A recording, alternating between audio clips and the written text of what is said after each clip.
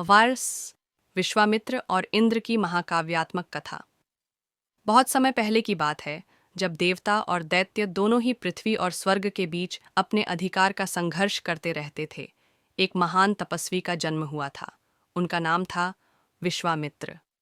उनका जीवन एक महाकाव्य बन गया, जिसे आज भी हम सुनते हैं और उससे कुछ न कुछ सीखने की कोशिश करते हैं। विश्वामित्र का जन्म एक छोटे से राजा के परिवार में हुआ था। उनके पिता थे राजा बाइन गाधी, जो अपनी यश और सामर्थ्य के लिए प्रसिद्ध थे। बचपन से ही विश्वामित्र को उनके पिता से युद्ध कला, शासन और राजधर्म की शिक्षा प्राप्त हुई। उनकी दिमागी स्थिति इतनी कुशाग्र थी कि उन्हें यथाशीघ्र अपने पिता के साथ शासन कार्य में हाथ बटाने का अवसर मिला। लेकिन एक घटना ने उनका जीवन पूरी तरह से बदल डाला। एक दिन राजा गाधी और उनके राज्य के आर्षि मुनियों के साथ एक यज्ञ का आयोजन कर रहे थे। यज्ञ में जब एक महान राजसूय यज्ञ की शुरुआत हो रही थी, तो यह पता चला कि यज्ञ को पूर्ण रूप से सफल बनाने के लिए एक अत्यंत दुर्लभ और शक्तिशाली यज्ञोपवीत की आवश्यकता थी, जिसे केवल एक ब्राह्मण वर्ग के श्रेष्ठतम व्यक्ति ही बना सकते थे। यह देखकर विश्वामित्र ने एक बहुत महत्वपूर्ण निर्णय लिया। उन्होंने अपने पिता से कहा कि वह स्वयं इस यज्ञ के लिए उपयुक्त व्यक्ति होंगे और इसे सफलता की ओर ले जाएंगे। लेकिन राजा गादी ने कहा, तुम राजकुमार हो, तुम योद्धा हो, आर्षि नहीं, यह काम तुम्हारे लिए नहीं है। विश्वामित्र को यह बात बहुत बुरी लगी और उन्होंने अपने पिता से यह वचन लिया कि वह स्वयं तपस्या करके ब्राह्मण बनने की कोशिश करेंगे। वह महर्षि सातकश्यप के पास गए, जिन्होंने उन्हें तपस्या के बारे में शिक्षा दी और बताया कि अगर वह अपार शक्ति प्राप्त करना चाहते हैं तो उन्हें कठोर तपस्या करनी होगी। विश्वामित्र ने अपनी तपस्या शुरू की। वह जंगलों में ध्यान करने गए, गंगा के किनारे, हिमालय की गुफाओं में और हर स्थान पर उन्होंने कठोर तपस्या की। उन्होंने न केवल अपने शरीर और मन को नियंत्रित किया, बल्कि अपने आत्मा के स्तर पर भी कठिन साधना की। दिन रात तप करते हुए उन्होंने अपनी शक्ति में वृद्धि की और जल्द ही उन्होंने अपनी तपस्या से देवताओं को भी प्रभावित करना शुरू कर दिया। जब देवताओं ने देखा कि विश्वामित्र की शक्ति बढ़ रही है, तो स्वर्ग में हलचल मच गई। इंद्र, देवताओं के राजा, डर गए।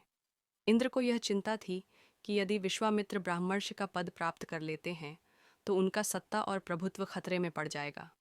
इंद्र ने सबसे पहले मेनका, एक सुंदर अप्सरा, को भेजा ताकि वह विश्वामित्र की तपस्या को भंग कर सके। मेनका ने अपनी सुंदरता और आकर्षण से विश्वामित्र का ध्यान भटकाया और उन्हें मोह में फंसा लिया। उन्होंने एक रात मेनका के साथ बिताई और इस कारण उनका ध्यान पूरी तरह से भंग हो गया।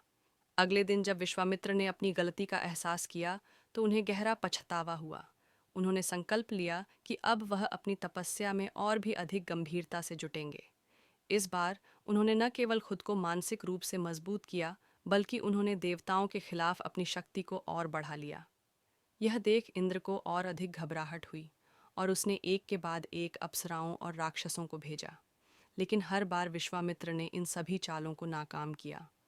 उनके तप के प्रति समर्पण और शक्ति को देखकर देवताओं ने आखिरकार यह स्वीकार किया कि कोई भी साधक यदि सच्चे मन से तपस्या करता है तो वह अपने उद्देश्य में सफल होगा। विश्वामित्र ने लगातार कठिन तपस्या की। उन्होंने 10,000 वर्षों तक ध्यान किया, जिससे उनकी शक्ति इतनी बढ़ गई कि स्वर्ग के देवता भी उनकी तपस्या से भयभीत होने लगे।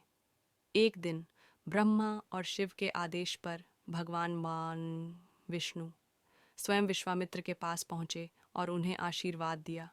भगवान विष्णु ने कहा, तुमने जो तप किया है वह अद्वितीय है। तुम्हारे तप के परिणाम स्वरूप तुम ब्रह्मर्षि का पद प्राप्त करोगे। इस घोषणा के बाद भगवान ब्रह्मा ने विश्वामित्र को ब्रह्मर्षि का सम्मान दिया।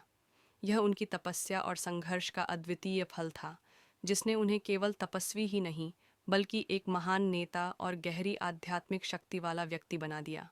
विश्वामित्र का ब्रह्मर्षि बनने का यह क्षण इंद्र और अन्य देवताओं के लिए एक बड़ा धक्का था। इंद्र, जो पहले उनके विरोध में थे, अब उनके सामने झुके और उन्हें सम्मान दिया।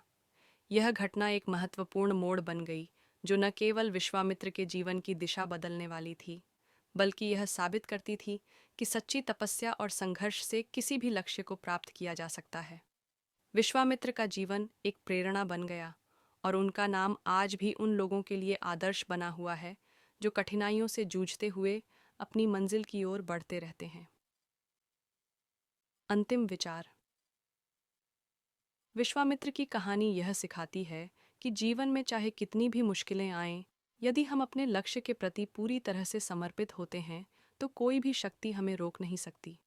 तपस्या और आत्मविश्वास से हम अपने भीतर की अपार शक्ति को उजागर कर सकते हैं और किसी भी बाधा को पार कर सकते हैं।